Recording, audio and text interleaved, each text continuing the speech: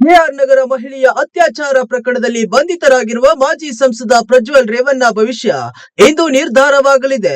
26 ಸಾಕ್ಷಿಗಳ ವಿಚಾರಣೆ ನಡೆಸಿರುವ ಜನಪ್ರತಿನಿಧಿಗಳ ವಿಶೇಷ ನ್ಯಾಯಾಲಯ ಈ ಪ್ರಕರಣದಲ್ಲಿ ಪ್ರಜ್ವಲ್ ರೇವಣ್ಣ ದೋಷಿಯೋ ಅಥವಾ ಅಲ್ಲವೋ ಎಂದು ತೀರ್ಪು ನೀಡಲಿದೆ.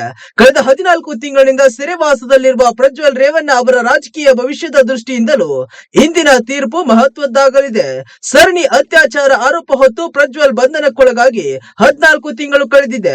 3 ಅತ್ಯಾಚಾರ ಪ್ರಕರಣ, 1 ಲೈಂಗಿಕ ದೌರ್ಜನ್ಯ, ಹೀಗೆ ಒಟ್ಟು 4 ಪ್ರಕರಣಗಳ ಪೈಕಿ 1 ಪ್ರಕರಣ ಈಗ ನಿರ್ಣಾಯಕ ಹಂತ ತಲುಪಿದ್ದು ಇಂದು ಜನಪ್ರತಿನಿಧಿಗಳ ವಿಶೇಷ ನ್ಯಾಯಾಲಯ ತೀರ್ಪು ಪ್ರಕಟಿಸಲಿದೆ. ಕಳೆದ ಲೋಕಸಭಾ ಚುನಾವಣೆ ಸಂದರ್ಭದಲ್ಲಿ ಪ್ರಜ್ವಲ್ ರೇವಣ್ಣ ಅವರದ್ದು ಎನ್ನಲಾಗಿರುವ ಅಶ್ಲೀಲ ದೃಶ್ಯವಿದ್ದ ಪೆನ್ ಡ್ರೈವ್ ಗಳನ್ನ ಹಾಸನ ಕ್ಷೇತ್ರದಾದ್ಯಂತ ಹಂಚಲಾಗಿತ್ತು. ಹೊಳೆನರಸೀಪುರದ ಮಹಿಳೆಯೊಬ್ಬರು ನೀಡಿದ್ದ ದೂರಿನ ಆಧಾರದ ಮೇಲೆ ತನಿಖೆ ಆರಂಭವಾಗಿತ್ತು. ಈ ಪ್ರಕರಣ ಸಂಬಂಧ 2024ರ ಮೇ 31ರಂದು ಪ್ರಜ್ವಲ್ ರೇವಣ್ಣ ಅವರನ್ನ ಪೊಲೀಸರು ಬಂಧಿಸಿದ್ರು.